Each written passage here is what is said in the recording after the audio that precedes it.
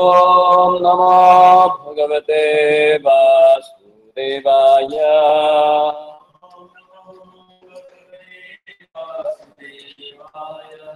ओम नमो भगवते वासुदेवाय।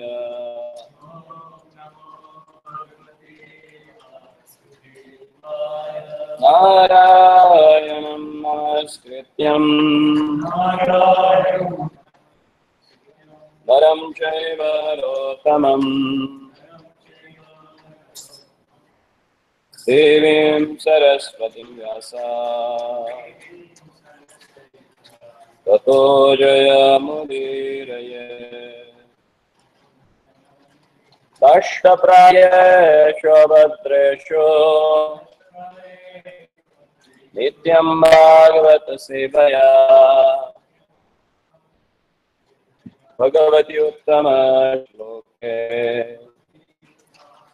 भक्तिर्भवति नैष्ठिके। कृष्णाय वासुदेवाय देवकी नंदनाय च नंदगोपकुमाराय गोविंदाय नमो नमः। हरे Krishna Krishna Krishna Hare Hare Hare Ram Ram Ram Hare Hare. Hare Krishna. So last week we have discussed about knowledge that Lord has given to Arjuna. About what? About the body and spirit soul.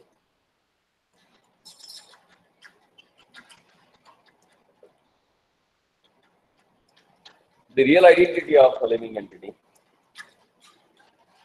And after getting that knowledge, how one can get rid of the illusion that has created because of the ignorance that we consider ourselves as a body. After giving that knowledge about the self, which is essential for the self-realization. Now further, in the second chapter, second part, Lord is explaining Arjuna about karma kanda. As in the previous chapter, Arjuna had asked questions, or he has given a,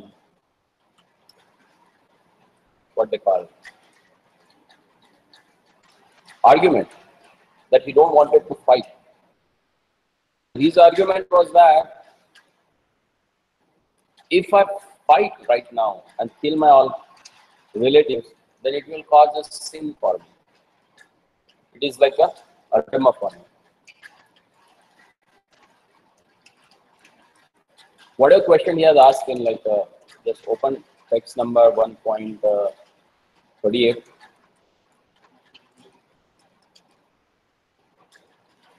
From text number 1.31 to text number 1.38.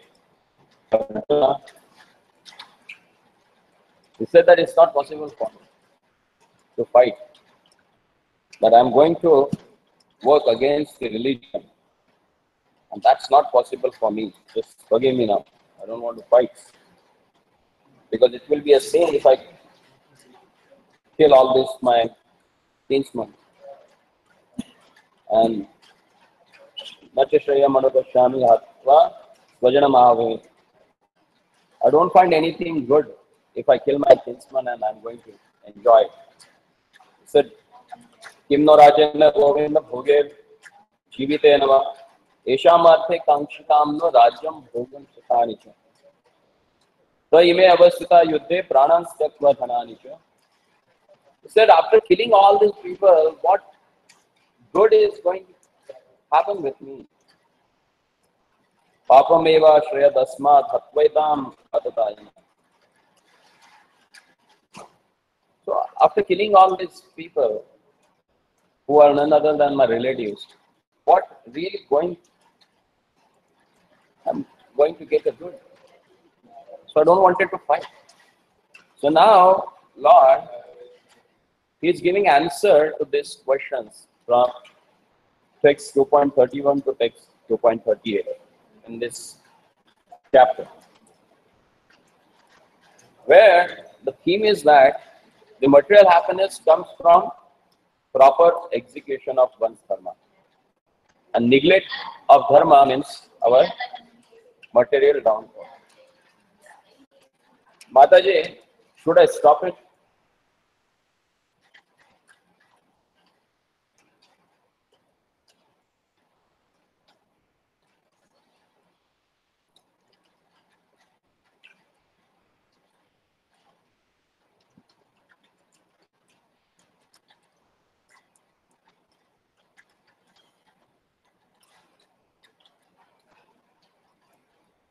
As in the last verse of our previous discussion, in text number 30, Lord says that Dehi Nitya Avadyoyam Dehe Sarvasya Bharata Tatsmat Sarvani Bhutani Natvam Shochitam Arhasi. That is text number 30. O descendant of Bharat, he who dwells in the body can never be seen. Therefore, you need not grieve for any living being. As he was saying that if I kill them, they will die, and it is not good for me.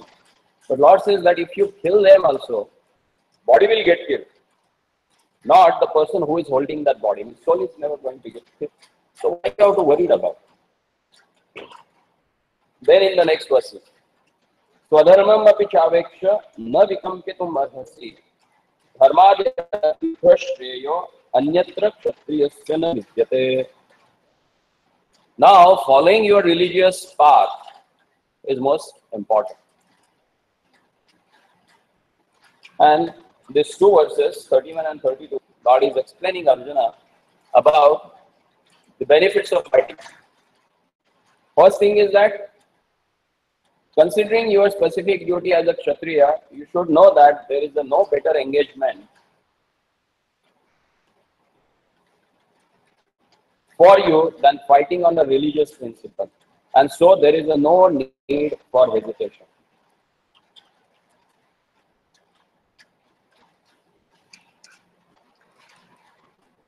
Kshatriya, Kshata means who? Kshata means hurt. And Trayate, who saves from hurting people, is Kshatriya. So, if you are claiming yourself Kshatriya and you are not ready to save someone from hurting, what's the use of saying yourself Kshatriya? So, being a Kshatriya, you should fight. That is your duty. That is your prescribed dharma. So, you should perform that. And then the next verse, he says that what is the benefit of that? Yadrashoya chapannam swargadvaram mathavratam sukhya kshatriya partha labante yuddhamat drisha. O Parth, happy are the kshatriyas to whom such a fighting opportunities come unsought, opening for them the doors of the heavenly planet. As in the previous said, Nahi Shreyam Anupashyami. I am not finding any good. Answer for that question, Lord has given this shloka. He says that happy are the Kshatriyas whom such a fighting opportunities come on, sir. Opening for them the doors of the heavenly planets. So Arjuna, who said that I do not find any good in fighting, it will be cause of a perpetual habituation in a hell. And Lord is repeating that. He is saying, opening up for them the doors of heavenly planet. So don't bother. You are not going to go to hell after fighting. So you should fight.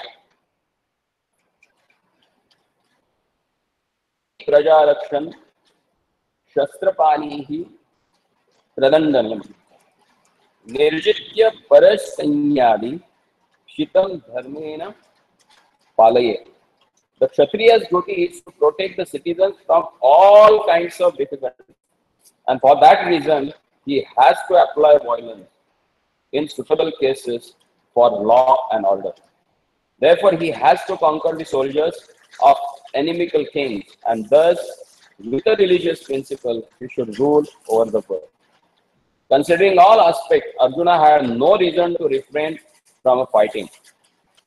If he should conquer his enemies, he should enjoy the kingdom, and if he should die in the battle, he would be elevated to the heavenly planet, whose doors were wide open to him.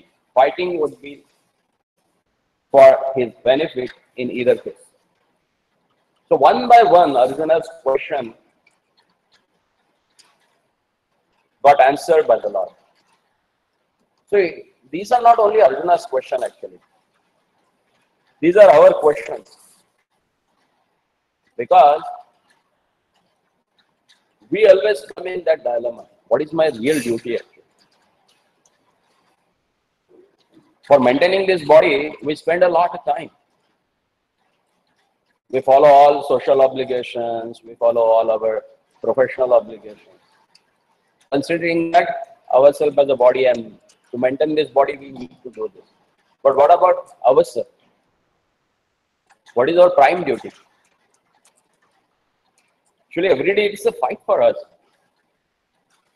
Because everything what everyone is running around for, maintaining this body, the soul. Like that famous story you may have heard, that there was one very rich lady, and she had one parrot, and that parrot was also very costly.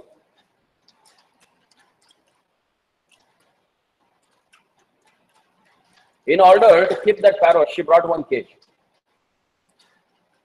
And she was able to afford, so she bought that cage of gold. And every day what she was doing? With a soft broom, she was cleaning the cage. And one day so happened, her broom got stuck. And then we looked. What has happened? The parrot was dead. And his face was hanging actually. So it was really difficult for him to understand, for her to understand what has happened. Because she just cared for the cage, not for the parrot. So same way, when we live our day-to-day life, we much more bother about this golden cage, this body. What about the parrot inside? Huh? And sometimes when they go in such a depression because of their attachment, then they have to seek for the doctors. And here I heard after every 7th person, they go, one person goes to the psychiatrist. Every 3rd person or every 7th person goes to the psychiatrist. Why? Because they are just caring about the cage, not about the parrot. So our main duty is to take care of a soul.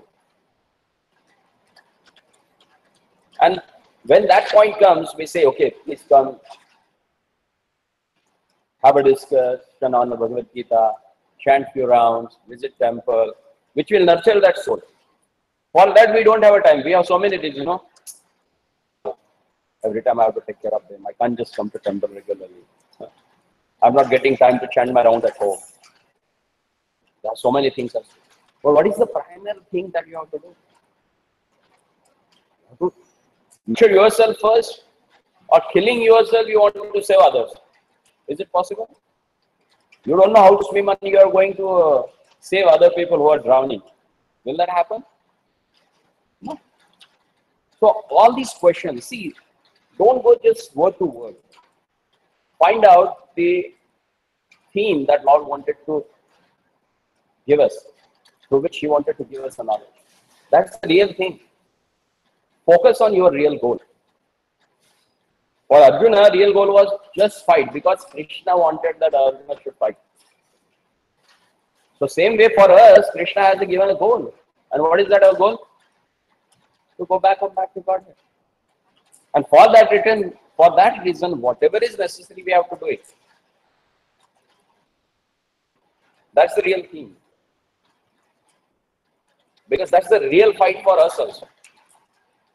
We are swimming against the current, not along the current. So whenever you go against the current, definitely there is a struggle.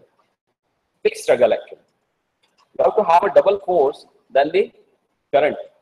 Then only you are able to cross that current and go further.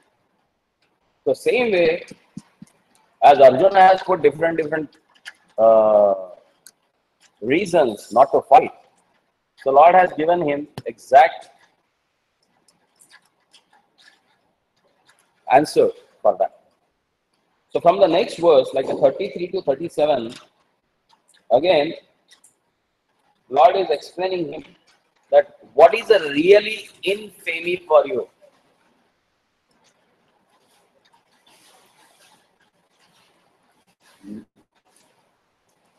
Not a fighting, but if you don't fight, that will be real sin for you. And that's why Lord says, Atachetvam inam dharmyam sangramyam na karishyasi. Tatha swadharmam kirtisha hitva papam avapta. If, however, you do not perform your religious duty of fighting, then you will certainly incur sin for neglecting your duties and thus lose your reputation as a fighter. See, he was so famous. Once he fought with Lord Shiva ferociously, Arjuna. When he went to Himalayas to perform tapasya, that time he fought with Lord Shiva. Shiva wanted to test him to what sort of a archer he is. So what they did, Shiva took a form of a hunter, and Arjuna also took a form of a hunter. Arjuna was moving around there, and there was one boar, a wild boar, that came, and simultaneously both shot the arrow, and the boar got killed. And both them claimed their possession on that. Hey, it's my arrow which has killed the boar, so it's mine. Arjuna said, no, it's me who has killed it. So let's have a fight. So both they had a fight. And he fought so ferociously that Lord Shiva became happy with him and he gave him a Pashupatastra. So he was that powerful person and that famous that Lord Shiva came to test him. And such a person, if he says that I don't want to fight, then is it good? Such an expert archer or bowman is now neglecting to fight. For what? For fear of committing sin. But real sin is that if someone is challenging you and being a Kshatriya, you are not responding him. Because they are challenging. It's Kaurava's desire that they wanted to have a fight. It's not Pandavas. So he said, if you don't do that, you will occur a sin. Akirtim chapi putani.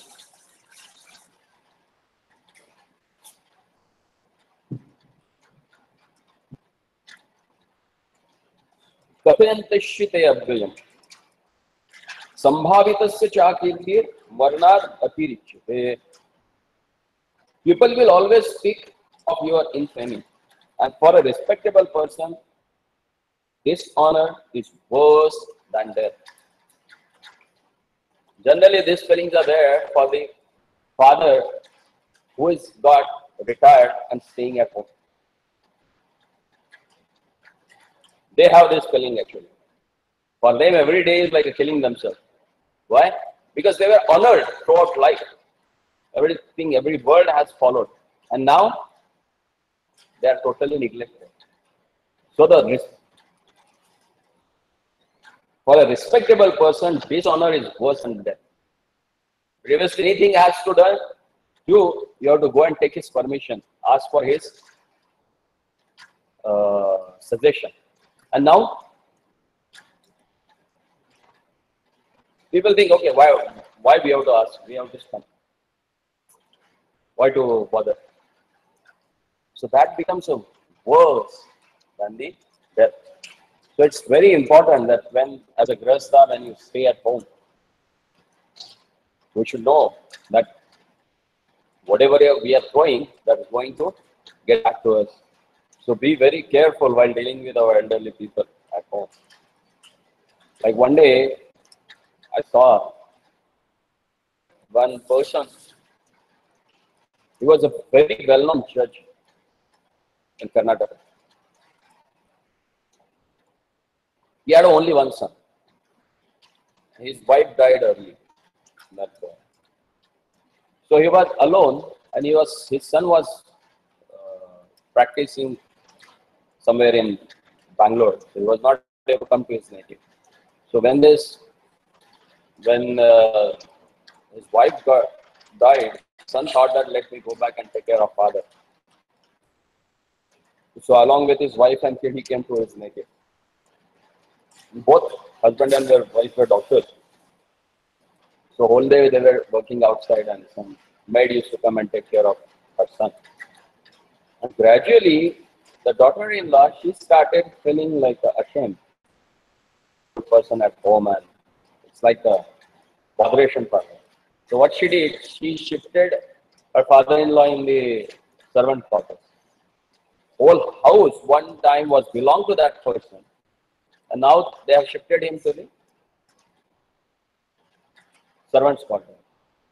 And they tied one old brass bell, and like that. As a temple, we have that bell. Like that, one bell they hang it outside. So if he needs something, he should just ring that bell. Then someone will go and attend him, but he should not come out. That was the thing. So you can just consider the person one time who was so honorable that when he comes with, everyone used to get up. That honor he had. And now, he's not allowed to come out of that servant's quarters. So one day what happened?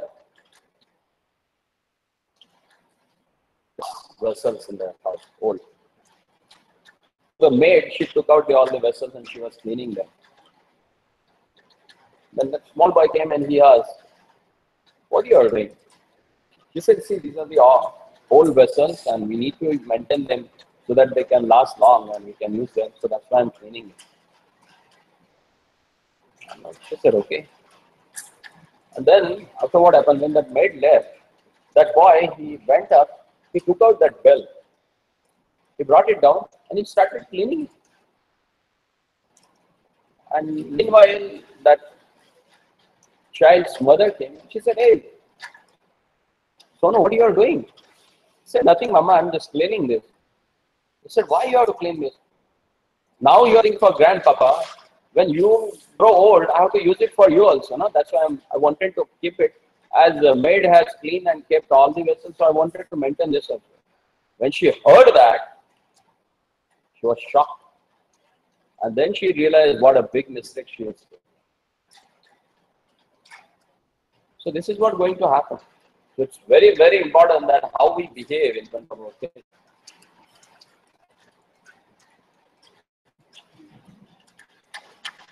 Generally we think that, oh, our kids are not turning the devotees. What to do? They are not coming. Why they are not becoming devotees? Because we are not behaving like a devotee. We think that, okay, when we go temple, we can just, but that's a pretender. And God never likes a pretender. Devotee means 24 hours. It's for the once in a week, like a Sunday, 4:30 to 7:30 or 8 o'clock till we are devotees. No? That's your original constitutional suggestion that you have to maintain. So here, the Lord says, Arjuna, that if you are such a respectable person who was honored by Lord Shiva even, and if you think that I don't want to fight for this silly reason, then you will get infamy, and that will be worse for you. Then further he says,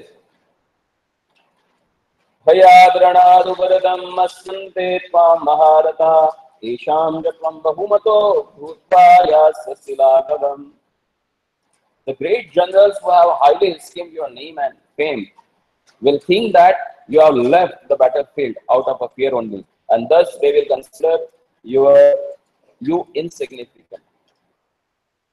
See, Arjuna do not wanted to leave that battlefield because out of fear, but he wanted to leave that battlefield because of compassion.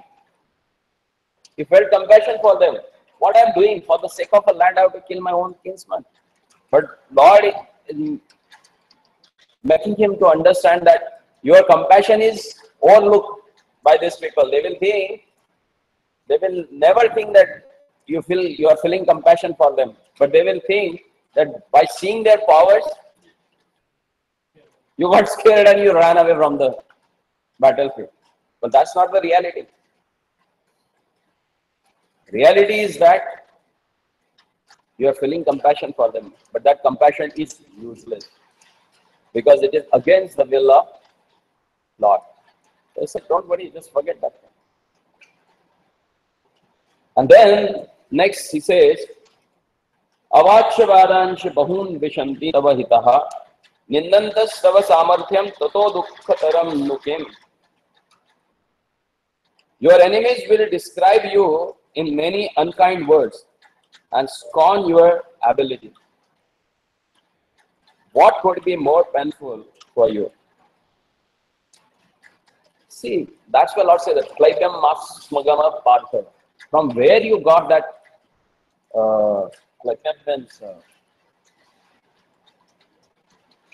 inability of keeping your heart? He said, just leave that. Why you have to bother about them? They will never think about your good qualities. They will think that you got scared of them and you are running out of the battlefield. So just forget. And then further in the 37th verse he says, Hatova prapyasi swarga jitvava bhokshase mahim tasmad uttishta kaunteya yuddhaya ratanishayaha. O son of Kunti, either you will be killed on the battlefield and attain the heavenly planets, or you will conquer and enjoy the earthly kingdom. Therefore, get up with a determination and fight. So either anyway, whether he dies or whether he gets victorious, both the ways he is going to get benefits only. So why he should not fight?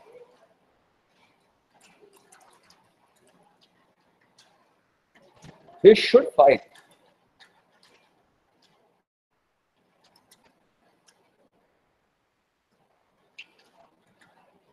So now, in the text 37 and 38, Lord is encouraging Arjuna to fight.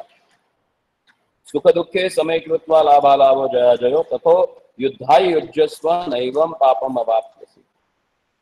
Do thou fight for the sake of fighting without considering happiness or distress, loss or gain, victory or defeat. And by so doing, you shall never incur a sin.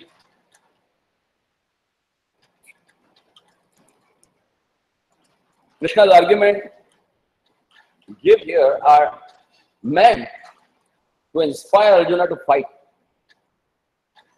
They are a particular set of instructions that address material environment, based upon the identifying oneself with one's body. As a motivating force being Arjuna's performance of duty, Krishna ends this section in the next verse. Eshamte avitam santhe buddhir yoge pramam shunu. Buddha yukto yayapata karma bandham prahasyasi. Thus far I have described this knowledge to you through analytical study. Now listen as explained it in terms of working without due results. O son of Pritha, when you act in such a knowledge, you can free yourself from bondage of work. Esha te abhita sankhe.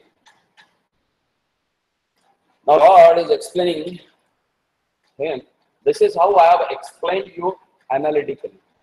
So what he has explained analytically? He has explained what is knowledge. the characteristics of soul, and what is the difference between body and soul. Okay. Then second thing, what he has explained him about the karma. Karma kand, performing religious duty. If you perform them, then you will not incur a sin. But now, Lord is going to explain him about the knowledge through which one can perform Nishkama Karma Yoga, or the activities which will not cause you bondage. And that is explained in from text 40 to 51.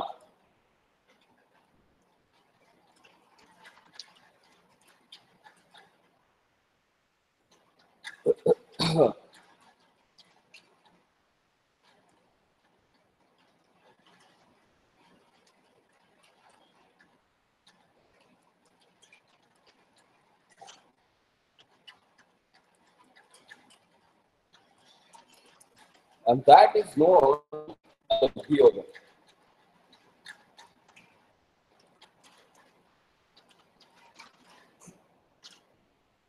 Activity in Krishna consciousness, which is considered as the highest thing that one should do it. Nehabhi kramanashosti pratyavayana vidyate swalpam apyasya dharmasya trayato mahato bhaya. In this endeavor, there is no loss or diminution, and little advancement on this path can protect one from the most dangerous type of fear.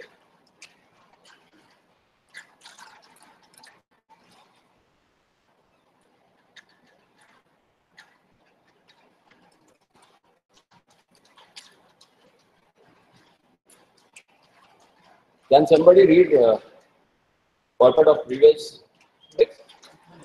39? Yeah.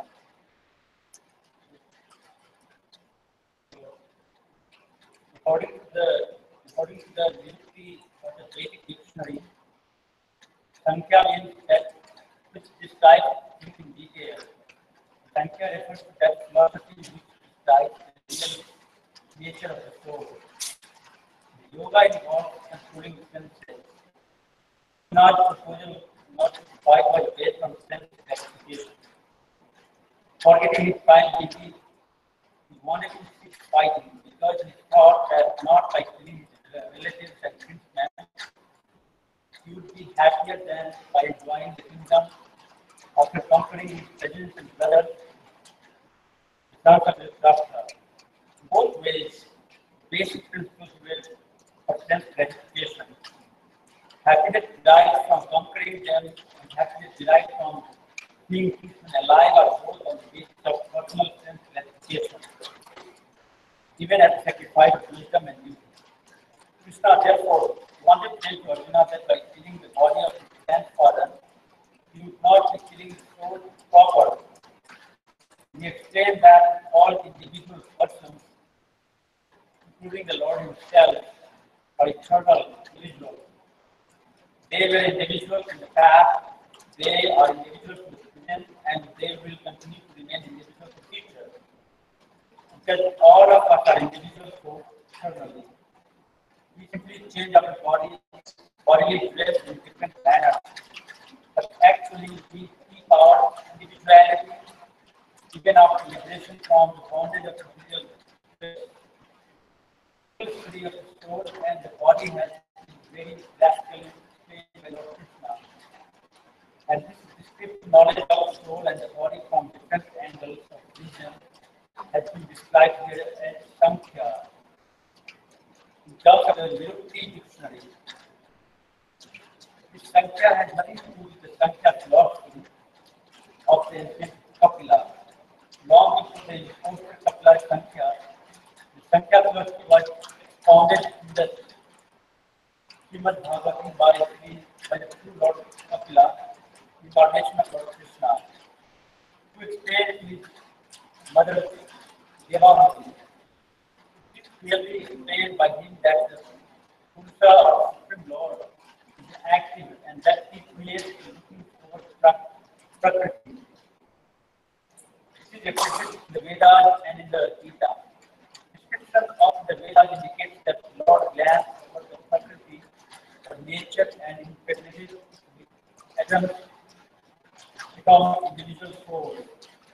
All these individuals are working in the material world for sense gratification, and under the spell of the material energy, they are thinking of being loyal. This mentality drags to the last point of regression when living entity wants to become one with the Lord. This is the last snare of Maya, sense gratificatory illusion, and it is only after many births of such sense gratification activities that a great soul surrenders unto Vasudeva. Lord Krishna thereby fulfilling search after the ultimate truth. Arjuna had already accepted Krishna as his spiritual master by surrendering himself unto him. Krishna te ham sadhi mam svam prapatinam. Consequently, Krishna will now tell him about the working process in Bhakti Yoga or Karma Yoga, or in other words, the practice of emotional service only for the sense gratification of the Lord. Okay. Just the first para, what he has given emphasis on, what point Prabhupada has given emphasis on. What do you want to make it clear? We are all individuals. About Sankhya Yoga. What is meant by Sankhya? Analytical study of body and soul. That is what means Sankhya Yoga. Because sometimes what happens, there are two personalities who gave knowledge of Sankhya Yoga. One is son of Devavati, Kapila. There is another atheistic Kapila who has given also Sankhya Yoga. And as per his Sankhya Yoga, everything is done by the material nature. There is no hand of Lord. But this Sankhya Yoga, what it mentions that everything comes from the Lord. That's what we have read, this atomic. Lord impregnates the nature, material nature, and then everything gets manifested. So that Sankhya Yoga is totally different from the Sankhya Yoga what is popular in the world. People, they think that the ethics point of view has explained in the Bhagavad Gita, but that has not given actually. Lord has clearly mentioned about soul, which is the part and parcel of the Lord himself. And how one can get that knowledge about Shishastyam Shadimam. When someone surrenders to spiritual master with humility, then only that person can achieve this transcendental knowledge. That makes sense? You can continue.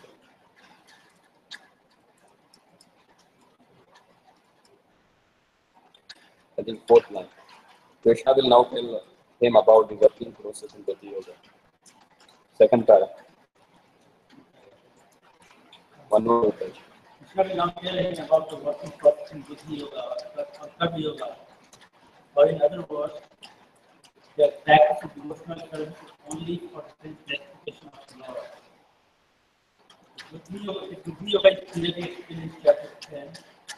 Work then as being direct union with the Lord, who is sitting as Paramatma in the one's heart. But such communion does not take place without devotional service. One who is therefore situated in devotional or transcendental loving service to the Lord, or in other words, the Krishna consciousness, attains to this stage of Bhakti Yoga by the special grace of the Lord. The Lord says, therefore, that only to those who are already engaged in devotional service or transcendental love does he award the knowledge of devotion in love. In that way, the devotee can reach easily in the ever blissful kingdom of God. Thus, the Buddhi Yoga is mentioned in this word, the personal service of the Lord, and the word Sankhya mentioned here it has nothing to do with the atheistic Sankhya Yoga enunciated by the important Kapila. One should not therefore misunderstand that Sankhya Yoga mentioned herein has any connection with the atheistic Sankhya, nor that philosophy has any influence giving them, nor Lord Krishna clearly mentioned such godless philosophical speculation. Real Sankhya philosophy is described by Lord Kapila in the Srimad Bhagavatam. But even that Sankhya has nothing to do with the topic. The Sankhya means analytical description of the body and the soul. Lord Krishna made an analytical description of the soul just to bring Arjuna to the point of Buddhi Yoga or Bhakti Yoga. Therefore, Lord Krishna Sankhya and Lord Kapila Sankhya are described in the Bhagavatam are one and the same. They are all Bhakti Yoga. Lord Krishna said, therefore, only the less intelligent class of men make distinction between Sankhya Yoga and Bhakti Yoga. Sankhya Yoga, Pratham, Balaha, Prabhat, Kunti, Naam, Pandita. Of course, aesthetic Sankhya Yoga has nothing to do with the Bhakti Yoga. Yet the unintelligent claim that the aesthetic Sankhya Yoga is referred to in the Bhagavad Gita.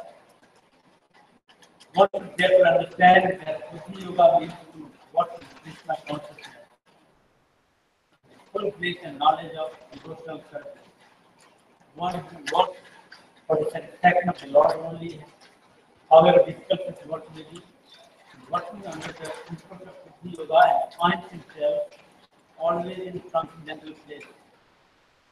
By such transcendental engagement, one achieves such all the transcendental understanding automatically by the grace of the Lord. Thus, his liberation is complete itself without his making strenuous endeavors to acquire knowledge. There is much difference between work in Krishna consciousness and work for previous results, especially in the matter of sense gratification or achieving results in terms of family or intellectual happiness. Buddhi Yoga is therefore the transcendental quality of work that we perform. So is that clear what is in the Buddhi Yoga? Because that need to be, then the further discussion will be relevant for. So what is the difference between Sankhya Yoga and Buddhi Yoga? Generally people what they think, Bhagavad Gita means it speaks about the soul. Definitely it speaks about the soul, but more about the connection of soul with the Lord. And that connection gets established through Buddhi Yoga. And what is that Buddhi Yoga? It's devotional service. See, don't go as per the word-to-word meaning. Buddhi and yoga, intelligent and yoga. No. It is clearly mentioned. Buddhi Yoga means devotional service. Actually, I was also confused. When the first time I read it, I said, Buddhi Yoga means what? Something intellectually that we have to do? No. Buddhi Yoga means the thing that you have to perform all the activities for the pleasure of Krishna. And that is none other than devotional service. Bhakti Yoga. So in the next verse, God says,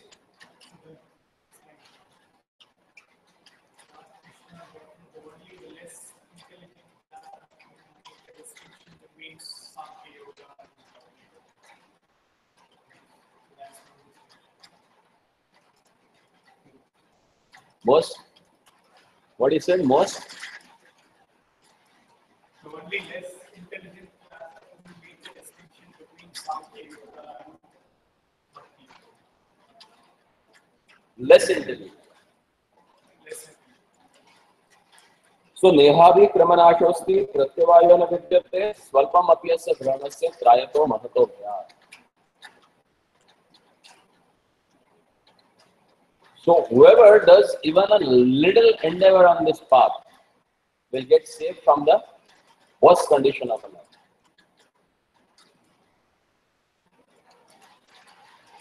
And just in this endeavor, there is no loss or diminution, and a little advancement on this path can protect one from the most dangerous type of fear.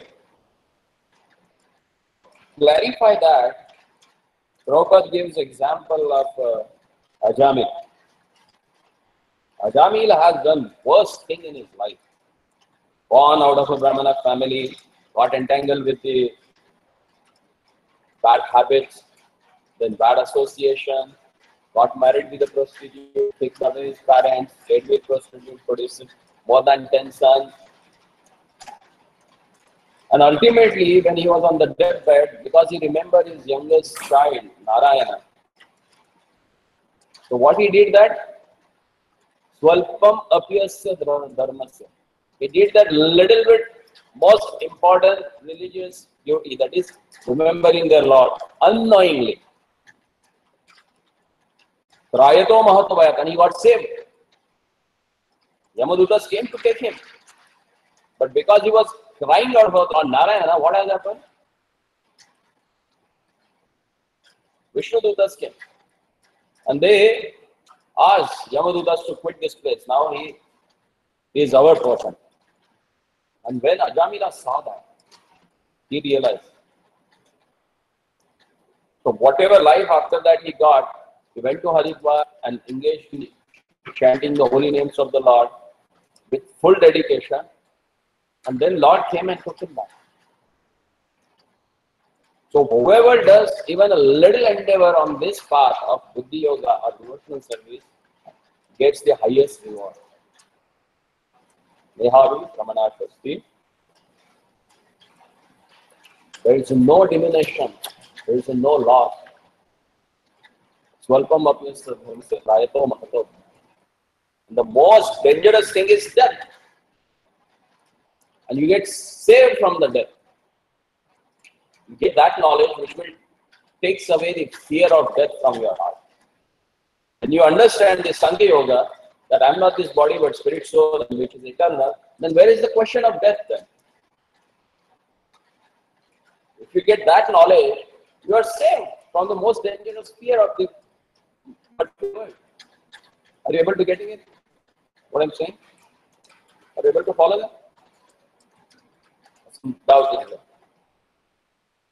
No? This little advancement, that is the one that will be carried even for the Yes, exactly. If you have done 20% in this lifetime, next life will start with a 21%. Not like a material education. If someone had 4 or 5 PhDs, etc., and he dies, and next time when he takes a birth, then again he has to start from A for apple, B for. He will not continue with his previous education, what he had in his previous life. That's on the material realm.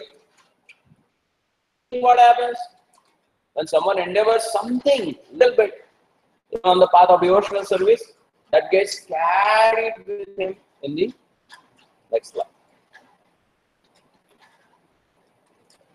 Huh? Should we go further? See, just to again give emphasis on this particular point, Prabhupada has quoted from a first canto of Srimad Bhagavatam, 5th chapter and 17th verse. He says, Yaktva swadharmam charanam bhujam hare bhajan apakto atapate tato yadi yatrakva bhavadramma buddhamushyakim bhovatapto abhajanam swadharmataha. He says, if someone gives up his occupational duties and works in Krishna consciousness and then falls down on account of not completing his work, what loss is there on his part? What can one gain if one performs the material activities perfectly? Or as a Christian says, what profit a man if gain the whole world, it suffers the loss of his eternal soul? Material activities and their results end with the body. But working Krishna consciousness carries a person again to Krishna consciousness even after the loss of the body. At least one is sure to have a chance in the next life of being born again as a human being, either in the family of a great cultured Brahmana or in a rich aristocratic family. That will give one a further chance for elevation. That is the unique quality of work done in Krishna consciousness. So someone has born in such a family, it's like the aristocratic family, plus if he is born in Brahmana family, you have to take chance of that. Because that is the Lord's benediction that He has given you the next life where you don't have a botheration for day-to-day meal, where you have a comfort zone for performing devotional service easily. And if you don't do that, then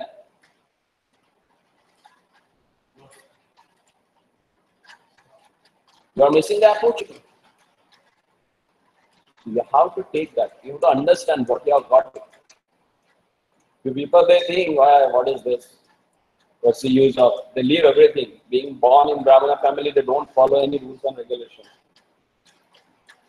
But they were chosen to born in that family by the Lord for some higher cause. And if you don't fulfill that, then Punar Mushika Bhava, again become a rat and suffer. So better to take the advantage of the opportunity and make a rapid progress in Krishna consciousness. Now, Lord is explaining what we need on this path to make a progress.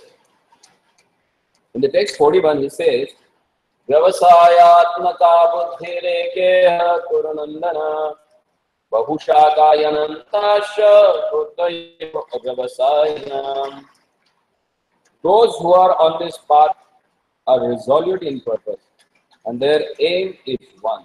O beloved child of Kuru, the intelligence of those who are irresolute is many branch.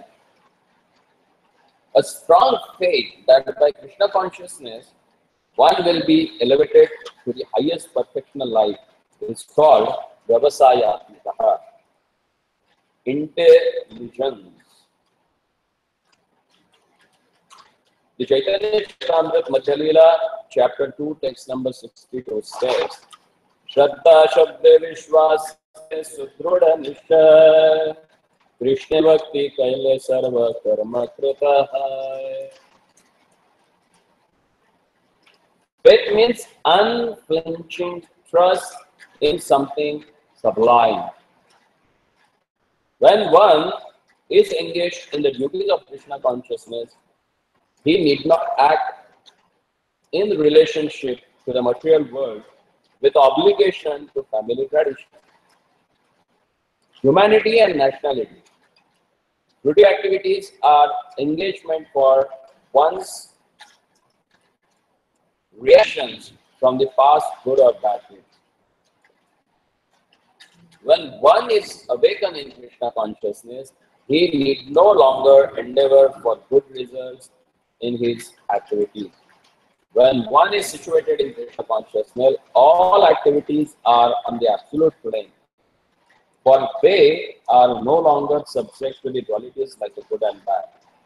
The highest perfection of Krishna consciousness is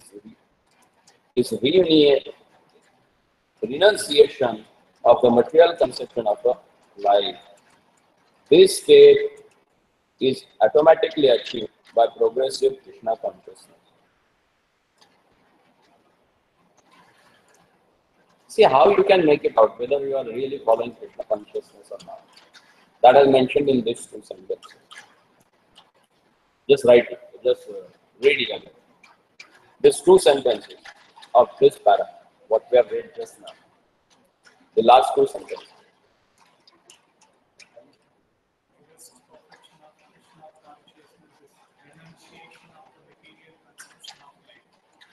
This state is automatically achieved by progressive Krishna So whether you are making progress in Krishna consciousness or not, how you can make it out? Whether you have developed renunciation of material things or not, that will tell us that you are making progress or not, or you are getting attached to Krishna consciousness or not. Like ears together, people they come. Huh? But how to make out whether we are progressing further? And for that testimony has given is that whether you have got renunciation for material life or not, or you are having still same attachment for the material life.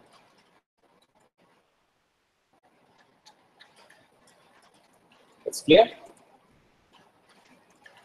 No need to get a third person's opinion about your own spiritual life. You can make it out yourself, that whether you are making progress in spiritual life or not. For that, you have to reach certain state of mind, right? So, always come back to the Associate. Association doesn't matter. Who you are associating with, same thought process will carry with you. Man can known by company he came. If you are getting attached to the association of devotees, definitely you are making progress. Because getting attached to devotees means automatically getting away from the materialistic engagement. Rather than weekends going to the pubs and bars and clubs, if you are coming to the temple, that itself shows that you are making progress in your spiritual life. Otherwise, weekends means lingering around the malls, whole day just spend there, nothing to do with, look here and there. But nowadays, when you make progress in spiritual life, then what happens? You think about, oh, I got 3 days now. I can chant my round moves. I can read this thing. Or, oh, no, last time I have not read that. I have discussed with this. So let's go to temple and meet someone and discuss that. So these sort of thoughts makes clear that you are making progress in spiritual life. That makes sense? Huh? Before coming in contact with the devotees, like weekends means you have some other plans. And now, throughout the week, you may think about, oh, maybe this weekend I should go and discuss this particular topic, or maybe I should go and do this service for the Lord. You are contemplating on that. So that shows whether you are making progress in spiritual life or not. It's essential actually. The next,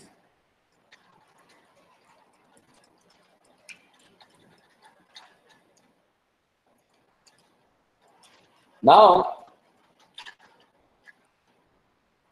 text 42 and 43 where Lord is explaining about the Vedic Karmakand, what it means.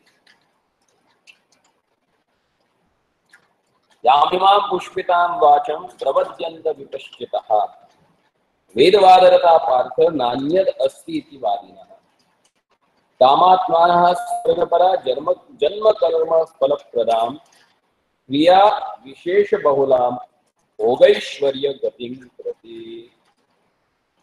Men of a small knowledge are very much attached to the flowery words of the Vedas, which recommended various fruitive activities for elevation to heavenly planets, resultant good birth, power, and so forth.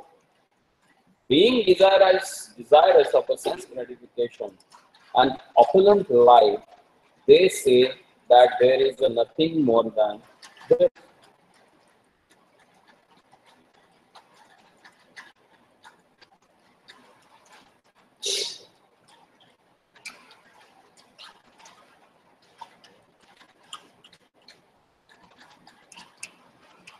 If someone follows karma kand, what happens?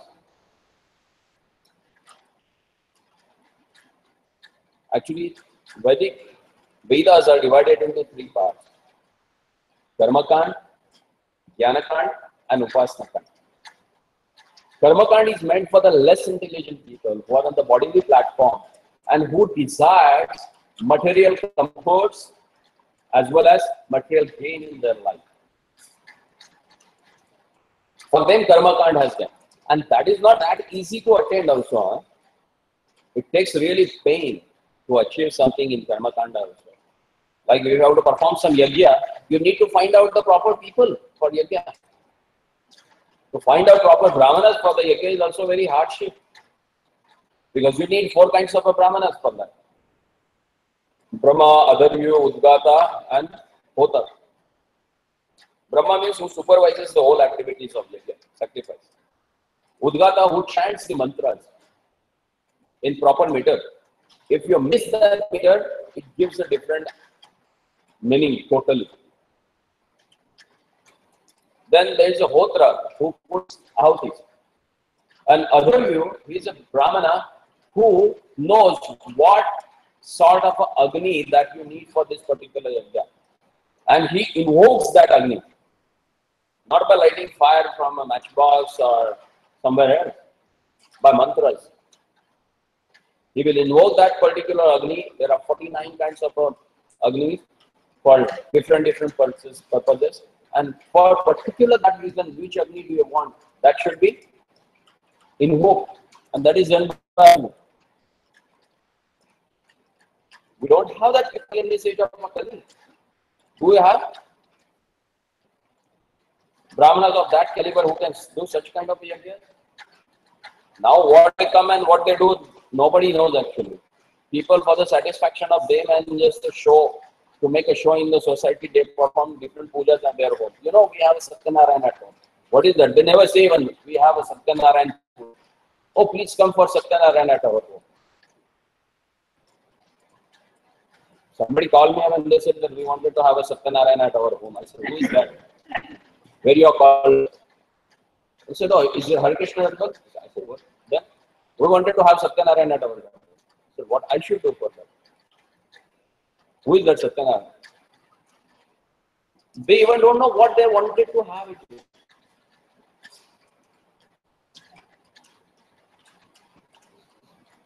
So, if you do such activities, then you are not going to get the proper result. So, Karma Kanda has a very crucial thin line between the activities. People think that I will follow this, and like that, if someone does the Chandrayana Vrata, then he gets out of a sin. But the Chandrayana Vrata, how one should follow?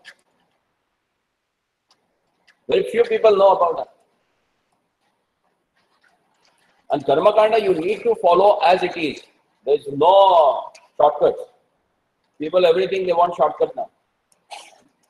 Somebody called me and asked me for that. He wanted to have a marriage ceremony. But can you perform marriage within 20 minutes? I said, just go to the registrar office and sign. That takes only 2 minutes. If you want to do the Vedic system, it takes 6 hours for marriage. Because that many procedures, that many things are there. And people, they take it so cheaply actually. They spend crores of rupees on the whole ceremony and they don't pay attention on the particular ritual thing.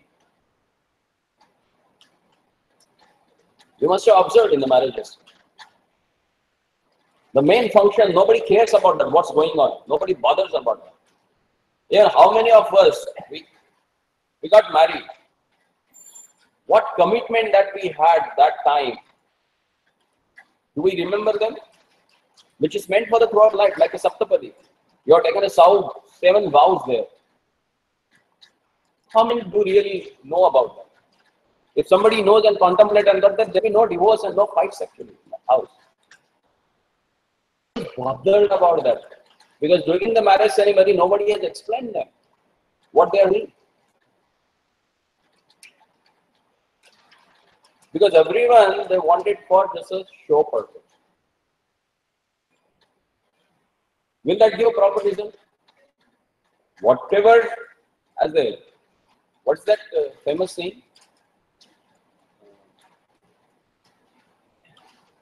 What is so, so shall be. Huh? So, during the marriage ceremony, which is the beginning of your marriage life, everything is like a time pass. The whole marriage life will be a time pass. You will not understood the seriousness of that function. Now people, they make mockery of a priest when he goes and performs. They do all sort of nonsense. Because they don't understand the actual thing. They will pay much more for catering, for the hall. They will pay for that DJ. But why it comes to pay to priest who has done that ceremony, their hand goes back. The least bother about that person. But that is the main thing. Actually, he is the person who is doing the most essential thing for that ceremony. But nobody cares. And they want the result. Marriage should last long. How it will last long? The purpose itself is not served. That's why in the Karma Kanda, things should be happened as per the given rules and regulations. So it's not that easy also. And the foolish people, they follow this path. Alpamedasa. Avipashchitaha, who are less intelligent. They follow this path. They get allured by the flowery language of Vedas. Oh, you do this, and like you get this Lakshmi Puja, and there will be no threat of money at your home. You will get money so much. But while performing Lakshmi Puja, if you ask them to get the ingredients, they will go and they buy the cheapest ingredients what they get in the market. Do you think that Mother Lakshmi will come to accept that thing from you? Lakshmi Abhushana Priya. If you want to really worship Mother Lakshmi and please her, you should offer her the most expensive Abhushanas, Alankara. She gets pleased with that and then she bestows her mercy. And people wanted to do Lakshmi Puja, but they want the cheapest thing and minimum time to get it done. So how it will happen then? So Karma Kanda path is also very tedious. And whoever goes just by hearing that, it will be difficult for them. Then further Lord says that forget about this thing because Bhogaishwarya Prasaktanam Taya Aparata Chetasam Vyavasayatmika Buddhi Retyah Puranana. In the minds of those who are too attached to sense enjoyment and material opulence and who are bewildered by such a thing, the resolute determination for devotional service to the Supreme Lord does not take place.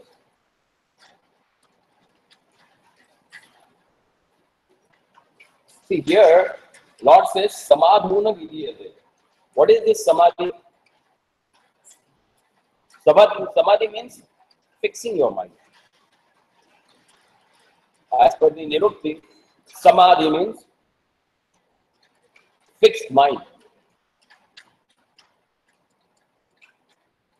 Who will not have this fixed mind?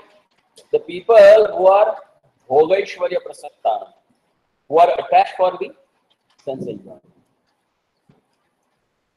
Who want a material sense gratification, it's very difficult for them to have a fixed mind. And what's needed for the devotional service? Fixed mind. Manmana bhavamad bhakto madhyaji maam namaskaru. Yeva mana adat samayi bhakti niveka. God says, if we will see in further chapter, and he says, engage your mind in me. Fix your mind in me. And that never happens with the people who are too much attached for the sense gratification. They will not pay attention or fix their mind on the instruction that has given by the Lord. And that's why further he says, Traigunya Vishaya Veda Nisvaigunya Bhavarjuna Nirdandva Nitya Sattvasta Niryoga Kshemam Atmavan. The Vedas deal mainly with the subject of the three modes of material nature. Arjuna, become transcendental to these three modes. Be from all dualities, from all anxieties, for gain and safety, and be established in the self.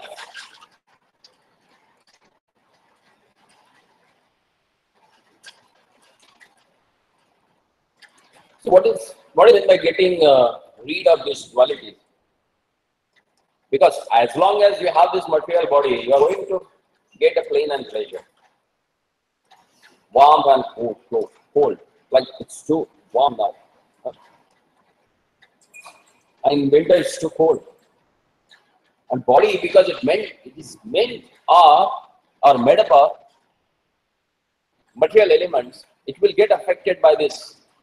So there will be duality always.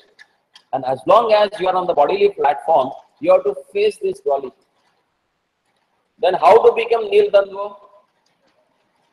That is Nitya Sattva scope. When you situated in Nitya Sattva, means in your eternal identity, when you get established, then it is possible to become Nirdandva. Getting over the dualities. And that's what Mahaprabhu says. Bhukti Mukti Kami Sakale Ashanta Krishna Bhakta Nishkama Ateva Shanta. There are people who are endeavoring on the spiritual path, but what they do? They are looking for sense gratification. They are looking for liberation. But devotee, what they are looking for? They are looking for service a lot, nothing else. They don't have any other desire. And that's why in this third canto, Lord Kapila, he says to her that Deyamanam na grahanti mat sevaya vina. Sarupya, Sashti, Salokya, Sayujya. All these 5 kind of liberation, they are offered by the Lord to his devotees. But devotee, they said, we don't want this. What I need your service. Because that service to the Lordship, it takes you on the platform of Nitya Sattva. When you are on that platform, then there is a Nirdandva. Then you will get rid of the dualities of this material world. And that's why in the next verse, Lord says, Yavan Arthudapane Sarvata Samplutodake Tavan Sarveshu Vedeshu Brahmanasya Vijan. All purposes served by a small well can at once be served by a great reservoir of water. Similarly, all the purposes of the Vedas can be served to one who knows the purpose behind them. Like previously in the villages, they used to have different wells. One well is for drinking water, one well is for animals to feed them water. One well is for taking bath, like that. As per the purpose, they used to locate the wells and they used to maintain them. But the purpose of all these 3 is taken care by the great reservoir of water, like a lake. They can bathe there, animals can also bathe there, they can take water from there for drinking, they can take water for washing clothes also. It's served by one. So same way, the person who knows the purpose behind the activities will get all the results that he wants. Unless and until purpose is not clear, you are not going to achieve anything. So get clear about the purpose. And then he says, Karmanne varikaraste ma phaleshu kadachana ma karma phalahetur pur mate sango asva akarmani. You have right to perform your prescribed duties, but you are not entitled to the fruits of action. Never consider yourself the cause of result of your activities. Never be attached to not doing your duty. If you ask any layman in India who had read the Bhagavad Gita and who has know little bit about Bhagavad Gita, what they say? Bhagavad Gita, and Bhagavad Gita says, where it is said?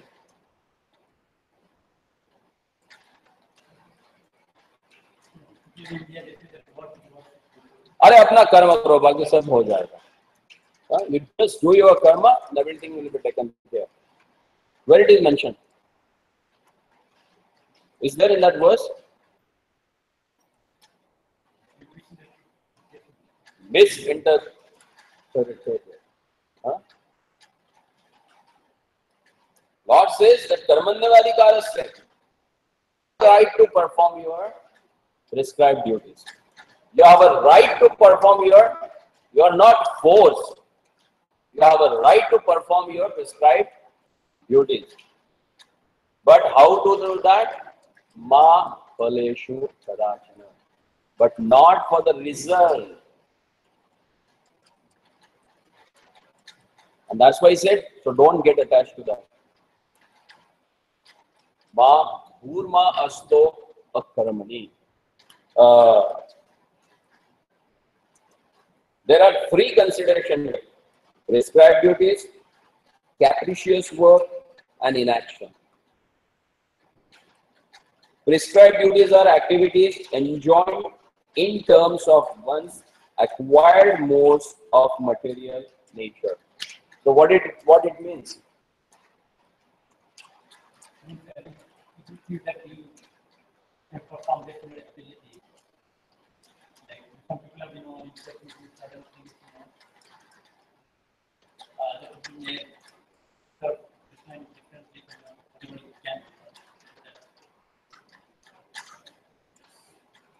Perform activities as per your nature you belong to.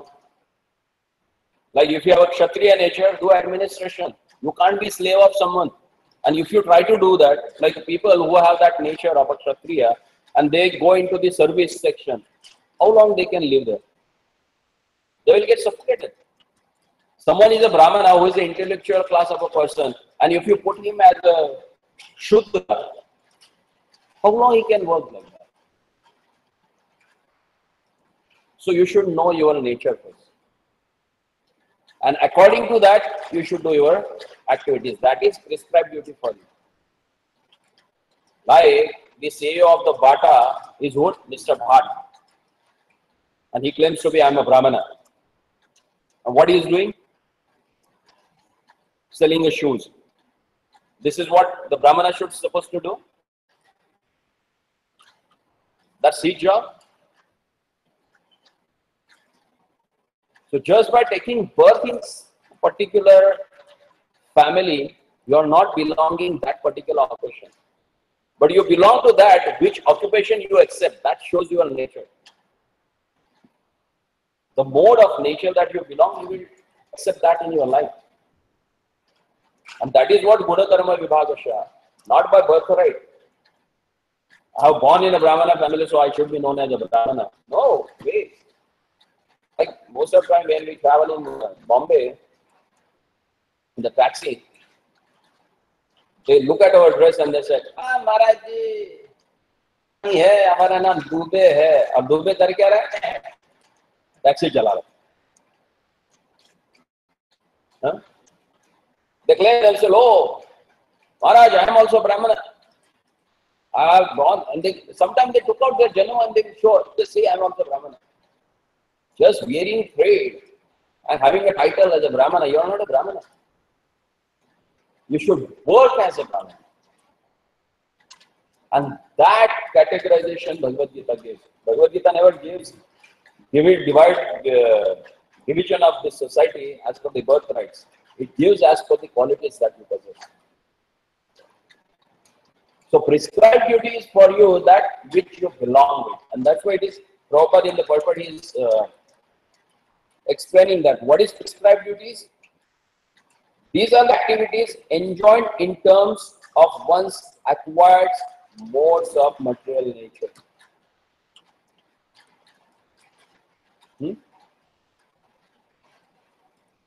You walk along with particular type of modes of material nature.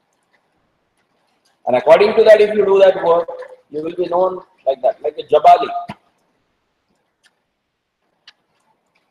Jabali Satyakama.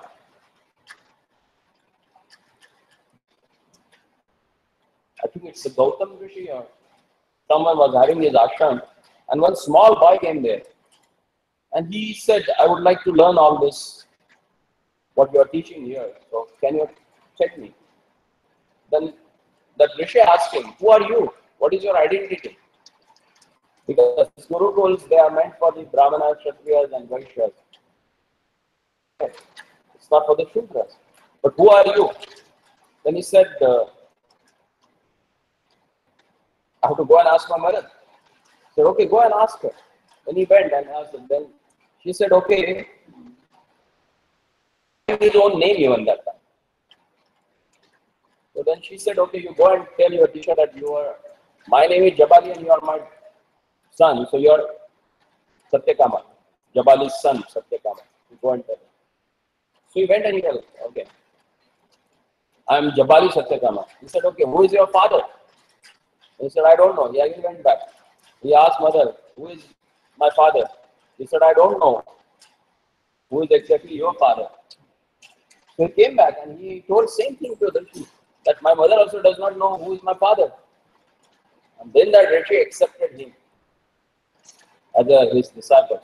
He said, because this person is worthy to become a Brahmana. The first quality of a Brahmana that he never lies. And he has that inherent quality with him. He may be born out of a prostitute, but he has that quality with him. He is born with that quality.